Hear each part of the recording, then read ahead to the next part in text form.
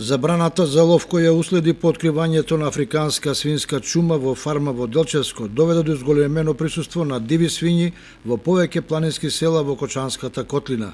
Мештаните и земјоделците од повеќе села од Осоговијата и Плачковица се жалат дека трпат големи штети на есенските посеви во нивите и градините, а дивите свињи им влегуваат и во дворовите.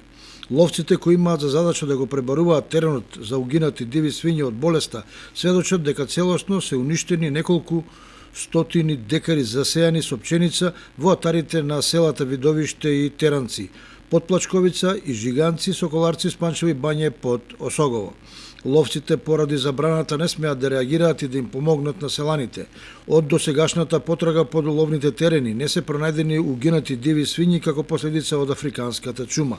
Освен тоа, лабораториските испитувања на месото во залиха од предвојдувањето на забраната покажало негативни резултати на присуство на вирусот.